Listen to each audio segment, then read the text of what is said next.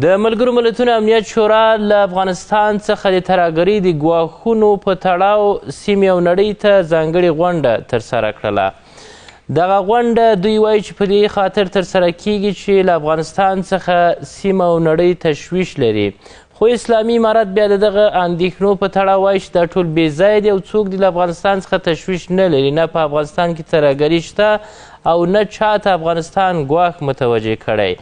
د نن شپې پروګرام مو د ملګرو ملتونو په نننۍ ځانګړې غونډې باندې ده. په پروګرام کې راسره 3 تنه قدرمن میلمانه دي. په سلامونو مو هرکلی کوم. زه روح الله علیزی یم او تاسو ته تاوده بحثونه وړاندې کوم. هر یو میلمه راسره ښاغلی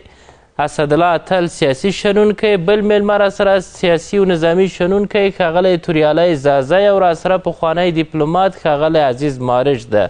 تاسو ته ښه راغلاست وایم. پخیر راغلاست پروګرام ته.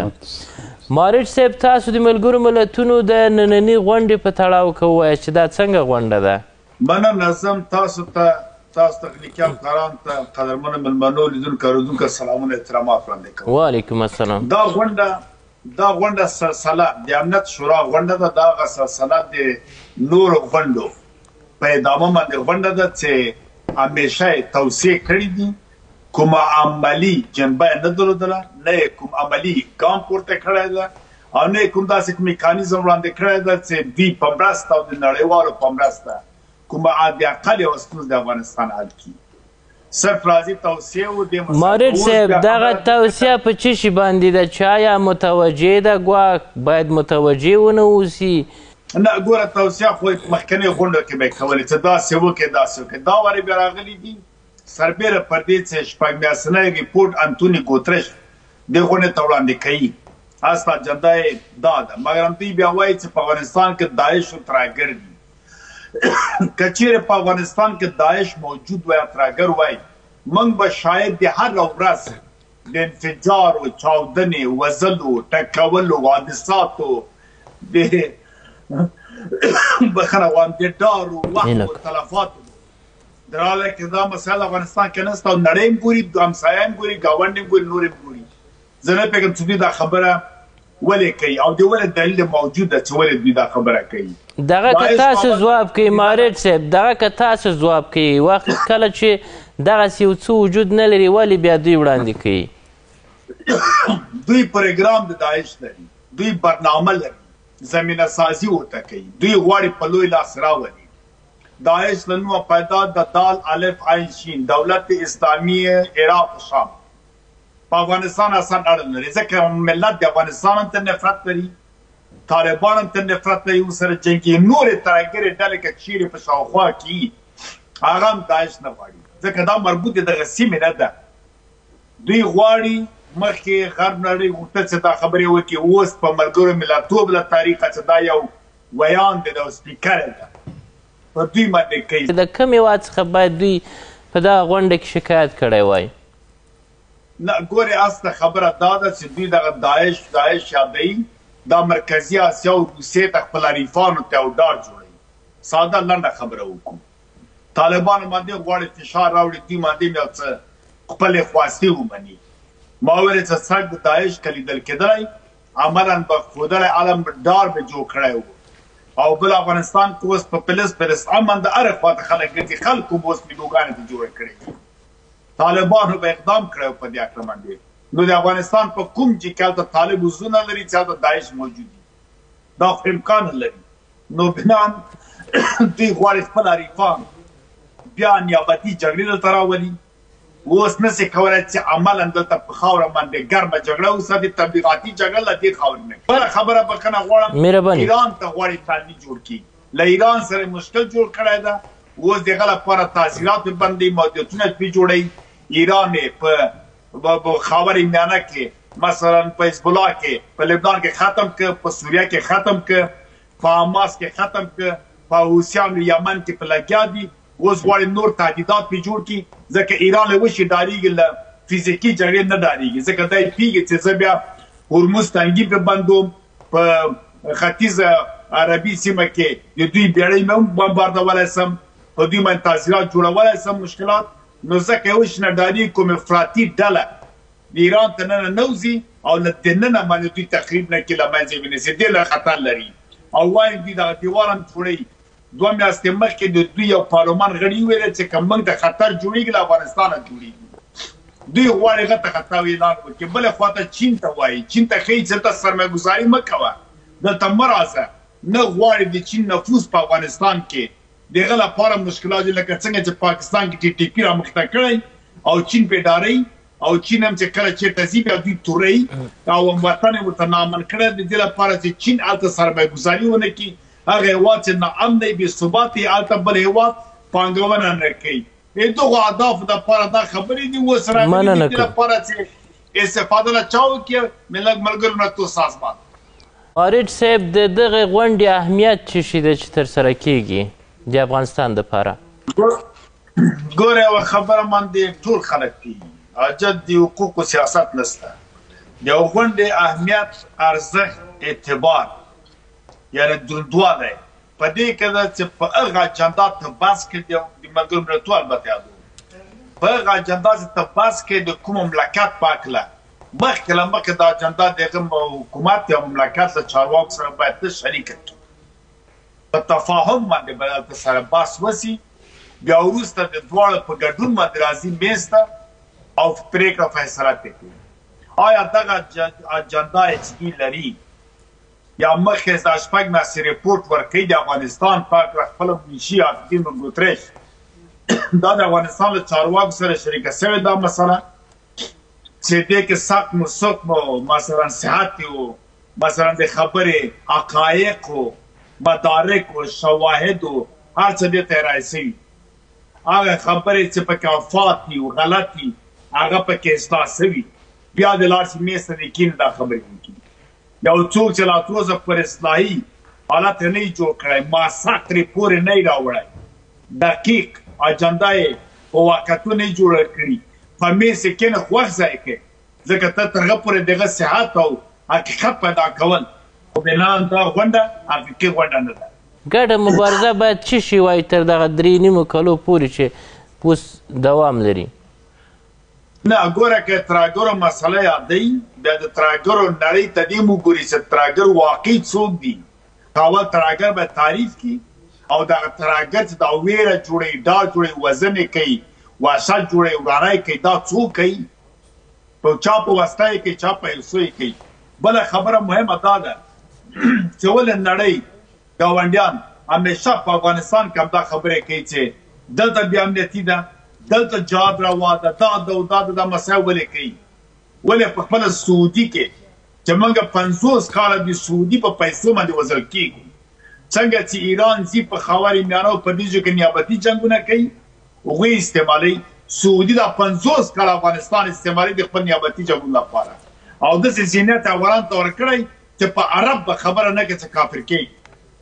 عرب ته به څه نه وایي چې عرب صاحب نو وارث د پیغمبر ده او خپله ناست عربان ټوله ورځ په عیاشۍ کې په دنیا کې عیاشي کې موږ په اروپا کې ګورو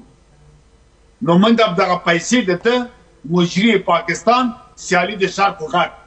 شرق ایران استعمالي غرب پاکستان استعمالي پیسه د سعودي ده دښمن اصلي د موږ دا ده بل دښمن ولې دا کارونه کېږي ولې یادېږي چې دلته ترهګر دي او دلته بې امني ده او دلته دا ده ما مثال د سعودي ورکړ سعودي کې امریکایان دي ولې هلته جهاد نه کېږي شمسي اډه کې دا اوس هم امریکایان ناست ول پاکستان کې جهاد نه کېږي چې تاله افغانستان د ټولو خوله رانیولې ده دا ولې دلته ضعیف حاکمیتونه وه لاسپوڅي دولت او لاسپوڅي حکومت معنا مې دا چې چارواکي ته لاسپوڅي ناست د نورو ګټو دپاره کار کوو نورو ته خدمت کوو مزدوري ورته کوله همدې باندې پیسې اخیستې رشوت اخیسته او وطن چې خراب څه او برباد څه ټول خلک پرمختګ وکړه موږ شاته لاړو علت هم دا و ځکه اوس موږ وایو چې تدبیر باید ونیول شي مارچ صاحب په دغه غونډه کې چې عملا جریان لري په دې کې باید له افغانستان څخه استازی وجود درلودی که نه که چیرې استازي ګډون کړی وای څوک باید وای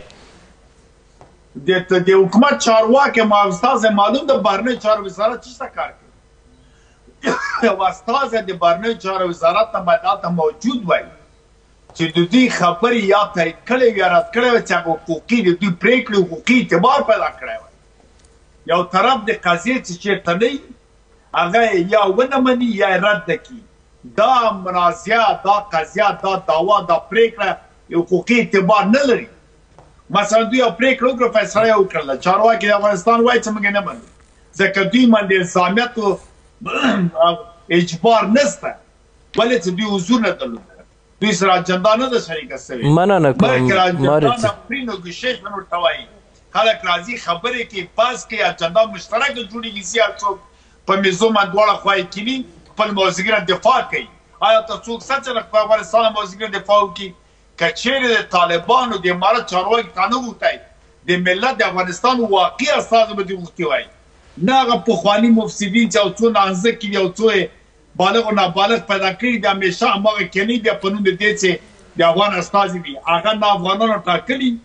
نه یې تایید کړي دي، نه یې رایه ورکړې ده، او هغه نه نفرت لري. همیشه هماغه څو نفره کینې و دا د افغانستان دي، لکه په ملګرو ملتونو کې یو نفر کینولی ده و دا د افغانستان استازی ده.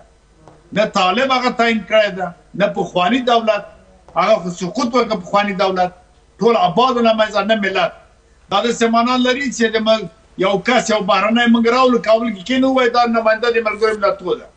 او هغوی چیغې وایي زه د ما نماینده نه موږ نصر همدای ده. مننه مارج صاحب. دا خو ټولې جالکاران ګورئ. زه د دولت چارواکو ته همیشه دا خبره کوم، کله کله ښه نیت چې تدبیر نه وي وطن تباه کوي. داود خان ښه نیت درلوده وطن ته، په سیاست نه پوهېده، تدبیر نه درلوده،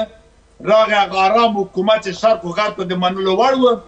راپورته څه کله شرق غرب ته لاړ، هغوی ورته ویل چې بد کار دی کړی، چې شرق ته لاړ هغوی ورته ویل چې بد کار دی کړی. هماغه وه چې کومرستانو کودتا پرې وکړه، سړی لاړ له منځه یې ویوړ، همدغه دستور و چې کورنۍ ورته له منځه ویسی چې دا رقم نور بیا راجیګ نه سي. افغانستان یې بوران ته راوست تر نن پورې. د جمهوریت په نوم خلک خوشحاله شول، اما د تدبیر نه درلوده، کار اهل کار ته ورنه کړ. هغه و چې مثلا یو څو یتیمان راغله او دی له منځه یې ویوړه. مننه مارج صاحب، بیرته تاسو ته راځو. درنو لیدونکو دمه لرو. مارج صاحب، کله چې د امریکې نوي ولسمشر د افغانستان د وسلو موضوع یاده کړله چې له موږ څخه پاتې دي دا راګرځو، پاکستان هم په دغه مسله کې خوښي څرګنده کړله، ویې ویل چې دغه سلاوې باید واخیستل سي ځکه چې موږ ته خطر متوجه کوي او دا د هغه چا لاس ته ورځي چې عملا زموږ خاورې ته خطر دی. دغه مسله دې ته ورته په ملګري ملتونو کې اکثریت وخت دوی شکایتونه کوي. نن ملګري ملتونه باید په دغه قضیه کې څه ډول اقدامات ولري؟ ګورئ، د وسلو مسله تاسو یاده کړله، هلته کنوانسیون د 1940 کال او دغه پروتوکول 1900 کال صراحت لري. تعامل یا عرف یا موازین دی دنیا د جګړې په هکله باندې. هغه وسله چې وروسته له جګړې نه په کومه جغرافیه کې پاتې کېږي هغه ملکیت مطلق دی، هغه مملکت ګرځي چې هغه جغرافیه دیخه ده، او یا هغه وسلې چې چا ته تفویض کړي هغه دغه مملکت یا یې په پیسو اخیستي. ازبکستان دا چورلکې ورکوي، مثلا امریکا ته دا غلط کار کوي، خلاف د اصولو کار کوي، دا خوش خدمتي ورته کوي د اوکراین د روسیې لپاره. اصل کې که چیرې مارک د امریکا طرف د ازبکستان ټولې وسلې د روسیې مارک لري،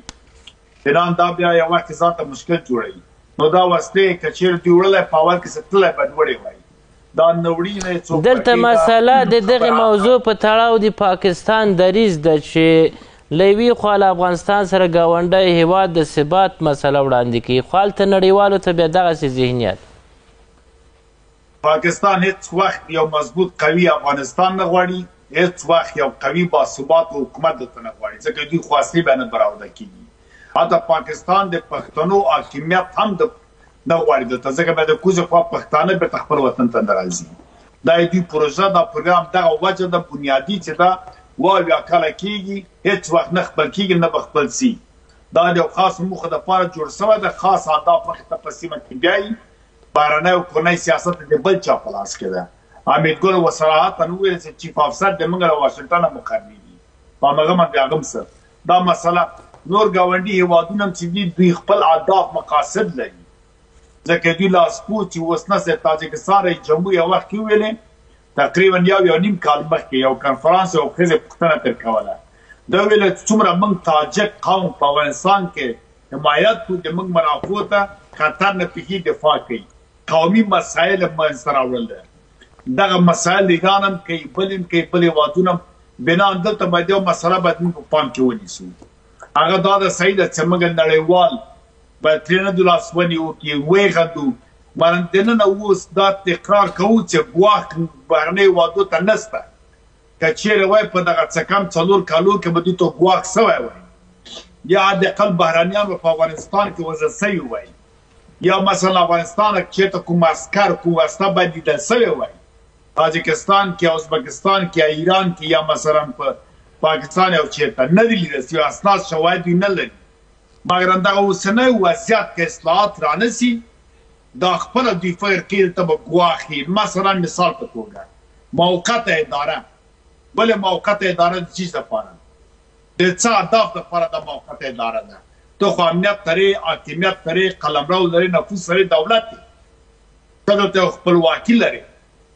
نو موقته اداره لرې که چوکیدار وزیر لرې که مسئول وزیر کېنوه سرپرست چوکیدار ته وایي په مذهب باندې قانون د استخدام و کار د مامورین کې او سرپرست وزیر د ازل و نسل مامور صلاحیت نه لري دا بیا څنګه انکشافي بودیجې پلي کړي او بیا څنګه بهرنیان راشي تاسو سره پانګونه کې قرارداد لاسلیک کړي چې ته اعتبار حقوقي نه لري دغه مسایل نور د نجونو خوندي مسله د قانون جوړول د اطلاعاتي حکومت دغه پلمې نور لرې کړي راسې ستاسو کې ما وخت داود خان وی داود په ښه نیت باندې وطن خراب